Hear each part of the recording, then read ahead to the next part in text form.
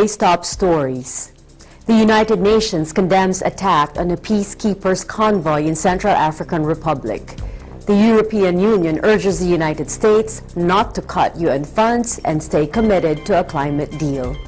South Koreans are hopeful for changes after a new president has been elected.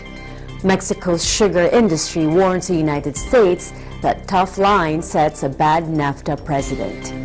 A top U.S. general visits Israel and meets Prime Minister Benjamin Netanyahu. Georgia's Prime Minister signs an intelligence sharing agreement with the United States. Plus, the Iglesia ni Cristo reconnects congregations around the globe through a worldwide evangelical mission.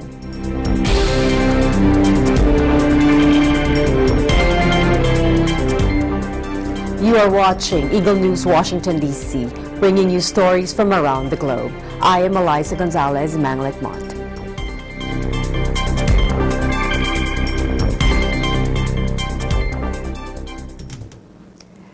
A United Nations spokesman, Stephanie Dujarric, said the United Nations on Tuesday condemned the killing of 4 peacekeepers in Central African Republic following an attack on their convoy late in the day before by a group of militants in the southeast of the country.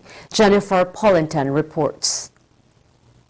The UN mission MINUSCA said in a statement, 1 peacekeeper from Cambodia was killed by gunfire during Monday's attack near the town of Bangassou, about 450 miles east of the capital Bangui.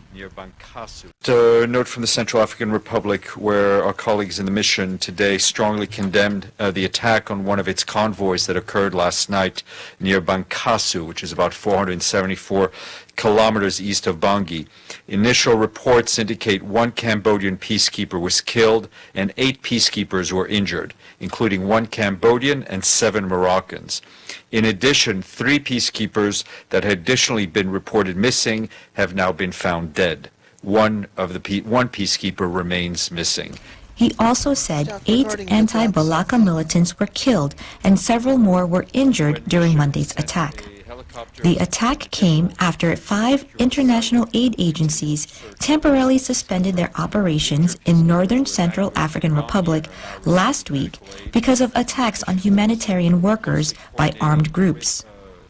The UN Office for the Coordination of Humanitarian Affairs, or OCHA, said last week Central African Republic is one of the most dangerous countries in the world for aid agencies, with at least 33 attacks on AIDS workers in the first quarter of 2017. As we all know, the justice system in Central African Republic is under some strain.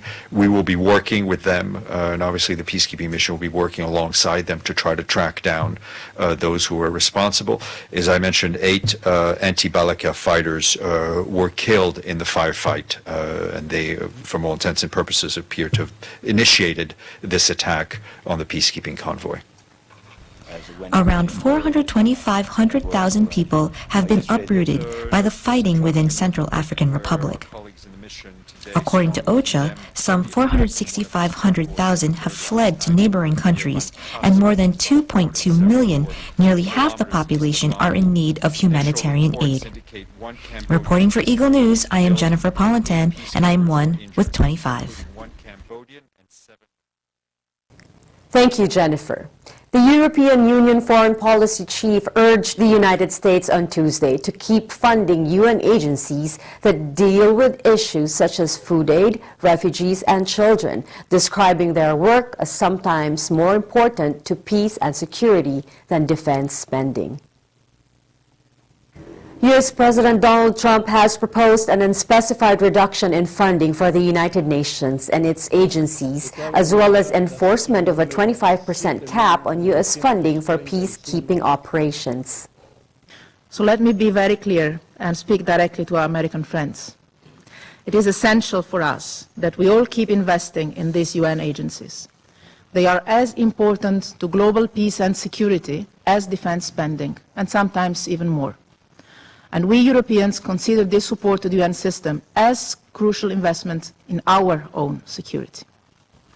Mogherini also pushed Washington to stay committed to a global agreement to combat climate change, a deal that Trump has threatened to quit and he has promised to announce a decision by the end of May.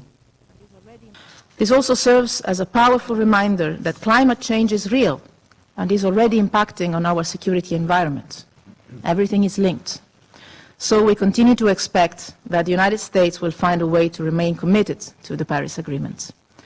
I know there is a debate ongoing, and we respect it very much, but 195 countries have signed the deal on climate change, and there will be 195 different paths to meeting the Paris goals and honoring the agreement.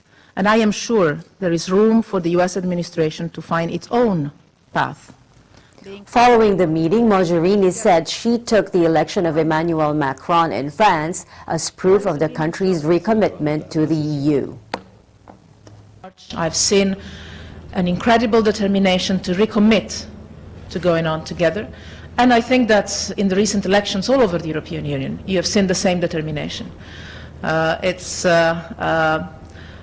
clear to me that Europeans have now focused on what there is to lose and on the fact that what can sound attractive in an electoral speech might become scary if it turns reality. As well as South Koreans were hopeful for change after liberal Moon Jae-in took the oath of office as president on Wednesday.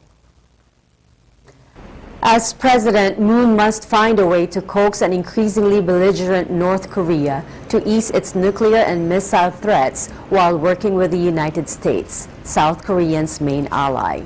Washington wants to increase pressure on Pyongyang through further isolation and sanctions, in contrast to Moon's advocacy for greater engagement with the isolated North. Moon's administration also needs to figure out how to ease tensions with China, stemming from the deployment of a U.S. anti-missile defense system in South Korea to guard against the threat of a North Korean missile strike. South Koreans are hopeful Moon would deliver his campaign promises. It would be good if the president can fulfill his promises made before the election, that he will create a society without bias and where the young people are happy. Other challenges Moon faces include mending a society badly bruised by the corruption scandal that rocked South Korea's business and political elite. During the campaign period, the people were very divided.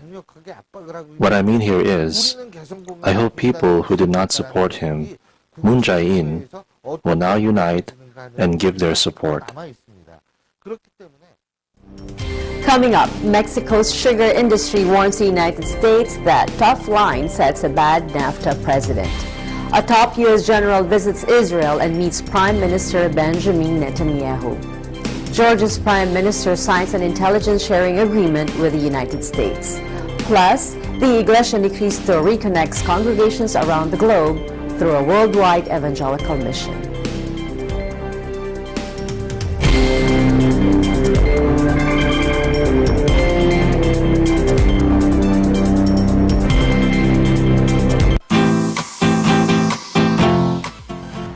Greetings to all viewers from Victoria, Canada.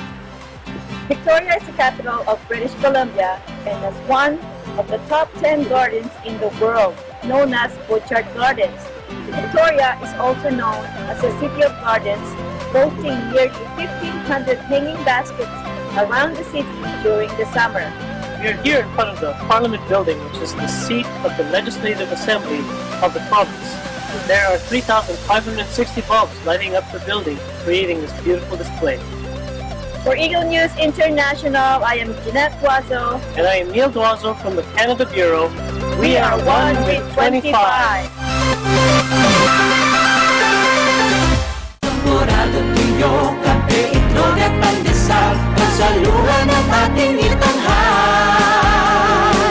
Ang pambansang almusal, pambansang almusal, ang pambansang almusal, pambansang almusal.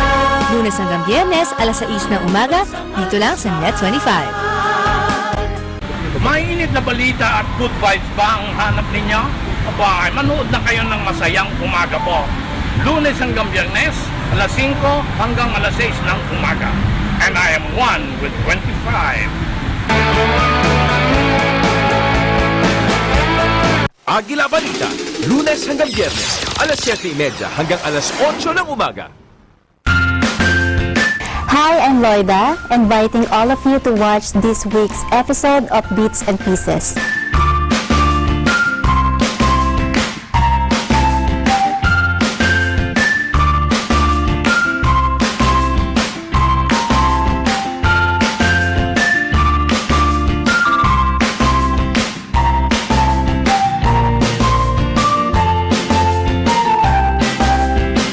Let's be makers only here on Net 25.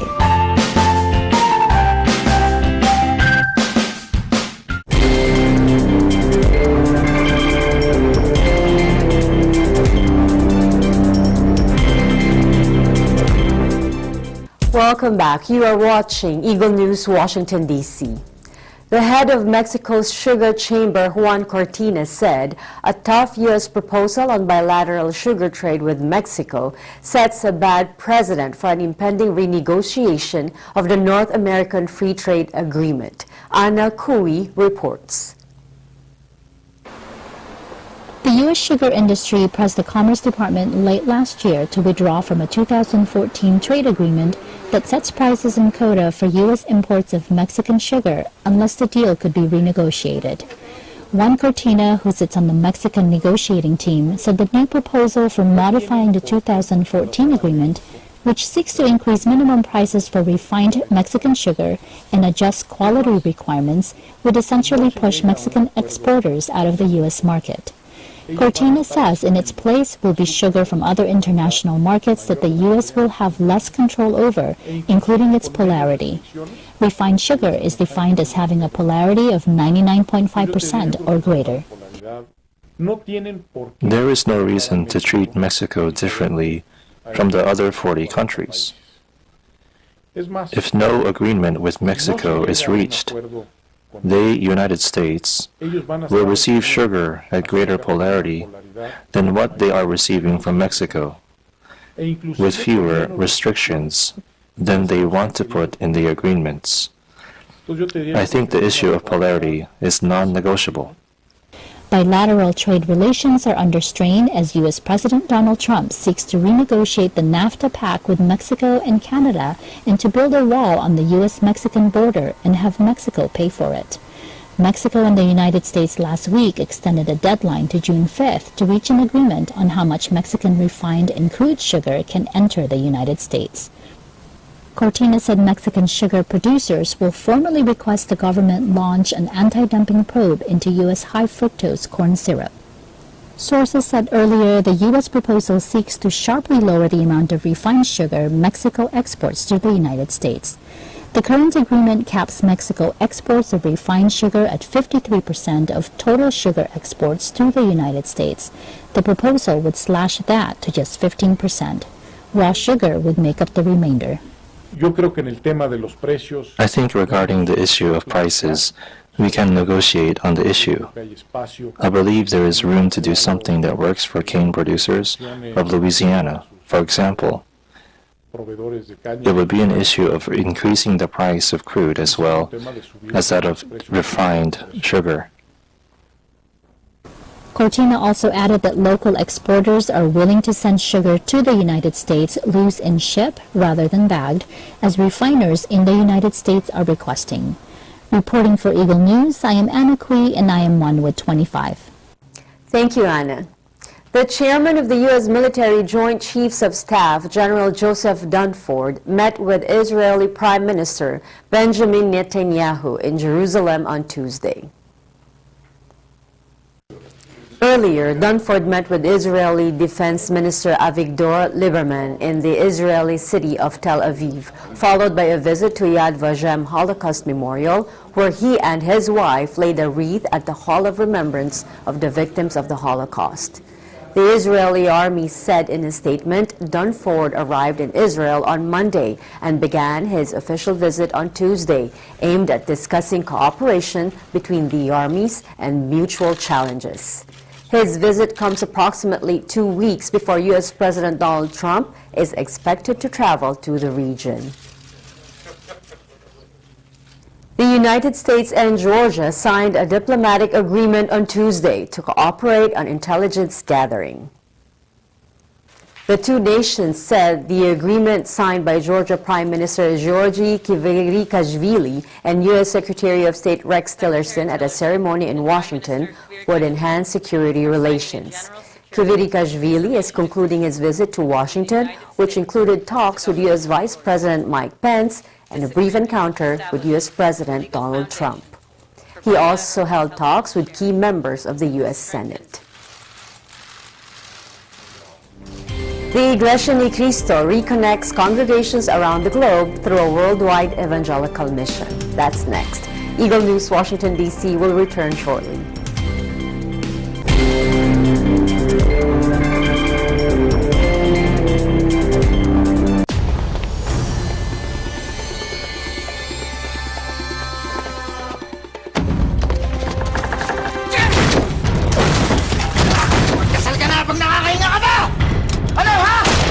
Paano kung hindi na palalaro ang karahasan sa mga nanonood na kabataan? Sige! Kwarta! O buhay niya! Kaya kaagapay ninyo ang MTRCB rating bilang gabay. Subaybayan ang mas pinalakashang saganang mamamayan. Lunes hanggang Biyernes, alas 8 hanggang alas 9 ng umaga.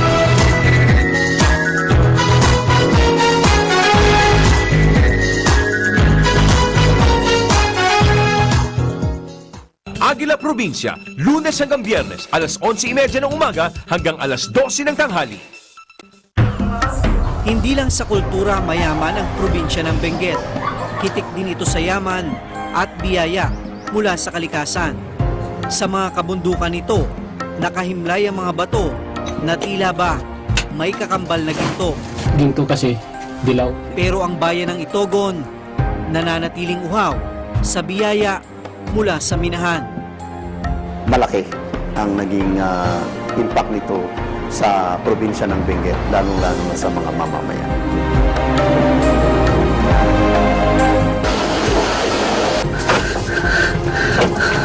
Minsan tinutulungan lang kayo ng mga taga-atras. Di hamak na mas mahirap ngayon dahil bukod doon sa pagpapakyat na may dala pa tayong sako na naglalaman ng mga bato. Doon sa pinakamalalim na butas, aabot daw ng mga 300 feet. Kaya pag nahulog ka rito, siguradong hindi ka dadalhin sa ospital. Siguradong mamatay ka.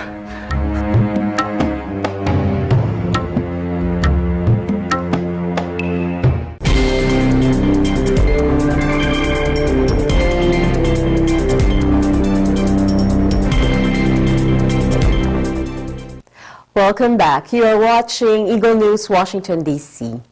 The Iglesia ni Cristo congregations around the globe brought communities together through a worldwide evangelical mission officiated by the church's executive minister, Brother Eduardo V. Manalo. In Canada, from east to west, INC congregations opened their doors to share the faith. The Church of Christ, Iglesia ni Cristo, administers over 5,000 locales and missions in the Philippines and overseas, with the expanse of the church all the more growing and diversifying through the unity of the millions of members around the world. Church members all over Canada, from Halifax, Nova Scotia to Victoria, British Columbia, joined the rest of the INC congregations all over the world in an effort to reconnect with neighbors and friends by sharing the faith through literature and a worldwide evangelical mission. INC members walked through the streets of Canada to make sure citizens of the community receive copies of the church's official magazine, God's Message. In a missionary gathering worldwide, officiated by the church's executive minister, Brother Eduardo V. Manalo, guests in the INC congregations agree with the message about having to set aside time for religion for the sake of spiritual health. Napaka-thankful ko today kasi I am so thankful today because I learned something from myself. Whatever I learned here from the Iglesia ni Cristo today is very important to me. I can be really busy. Trying to make money, maybe school. But if I can, most times I'll come. Yeah, I will prioritize the church. It's actually for mental peace. So that's one thing that should encourage people to come here. If you want to seek if you want your mind to be at ease, it's a good option to come here. With reports from Arnie Aquino, Rosalie Soriano, Ray Mangajas, and May Mangajas, for Eagle News, I am Monica De Jesus, and I am 1 with 25.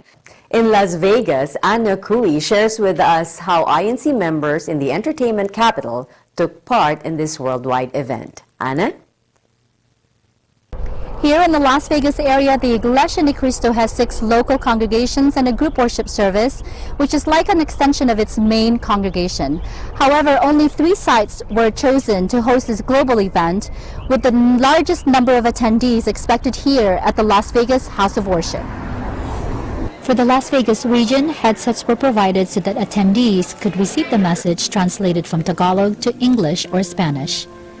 With limited space as a concern for many, it was not surprising to find attendees arriving early enough to guarantee seats. ABC correspondent Lonnie Valdecantos was in the registration area to talk with attendees as they arrived. Hi, we're here this evening with some guests. What's your name, sir? My name is Desta. My name is Joseph. First, I kind of gave him an overview about the church, and he was like amazed of about who Jesus Christ is in our church. So that's why he is like interested. I really don't have any expectations. I'm here to see what happens. My expectations are to get closer to God. I've been here a few times with Ludan. He's invited me here, and I've been here. And I've had quite a good experience coming by. We caught up with some attendees afterwards to hear more about their experience. I had no idea what my expectations were. I wasn't so sure that I would understand the language or the language barrier. So I was impressed to have the headsets. The screen, it did have the the text going across the bottom. So I enjoyed it. It makes me feel good. It makes me feel good. The word today was really good to me because what I got out of it was that it's so important to keep your faith and believe and trust in God so you can have eternal life. And I understood that very well today, and it touched my spirit. I remember the pastor said that some people lose faith in religion. He also said that faith and perseverance is very important to be saved in the end, and that's what I'll try to work on. Currently, I just got through my Bible study, so I'm a probationer now. Basically, my experience is, is exactly what it said. Take the time to learn the truth. Once you do that, then people will realize, what they preach is basically just from the Bible. And here's how you can learn more about the Iglesia Ni Cristo. For them to find out more about the Iglesia Ni Cristo, wherever they are, they just need to log in to our different websites. I believe it's iglesianicristo.net and incmedia.org. From the Las Vegas Bureau, I'm Anna Cui, and I am 1 with 25. Thank you, Anna. In Arizona, a guest says he felt right at home as he listened to INC's worldwide mission. Rosaline Amos reports. Hello everyone, I'm Rosalind Amos and we're here at the local congregations of Gilbert and Tempe. With me I have Caleb Durden. Hi Caleb. Hi, nice to meet you. Nice to meet you. Thank you for talking with us today. So today is a worldwide event that's happening not just here but everywhere around the world. What did you take away from today's event? Well, since it's my first time, I was really impressed by how everyone came in and we sat and we just listened and we got a good taking out of it. I did personally because with my experience with churches growing up, people have different cultures, different ways to teach. And so coming here today, it was really impressing and I really enjoyed the message. I got a lot out of it. That's nice. And so knowing that not just here, but other places around the world, other continents and cities and states are having this, how do you feel that everyone is kind of connected in that way? Well, I feel like everyone has a way of feeling at home when you're at like a church, any church where you go to. So from there, being there and then watching it like all over the world, people have like a take of that's how they want to be taught, and that's the way they want to, hear the word. So it's just a fact of hearing the word, and if you feel right at home, then you can get a lot out of it. So that's what I appreciate about it. That's nice, and it's nice that everyone made you feel right at home. Yes. Yes. And so what did you feel that you got from the message today? What I felt it was a good message. I liked it a lot, and something I can definitely take home with and write in my journal again, because I write every day in my journal, and getting all the good verses. I learned like 5 to 8 verses today, and some verses that I've never actually got to hear about. So hearing those today, it was really blessing, and I was really happy that I got to hear that. Oh, I'm so glad. And it's so nice to have met you. Thank you so much for joining us. Thank you everyone for watching. I'm Rosalind Amos, your EBC correspondent from the Arizona Bureau, and I'm 1 with 25. We will bring you more on the INC Worldwide Evangelical event tomorrow. That is today's Eagle News, Washington, D.C. Join us again next time as we bring news that matters to you. Visit our website at Eaglenews.PH. Follow us on Twitter at twitter.com/Eaglenews.PH. I am Eliza Gonzalez Manglikmon, always 1 with 25.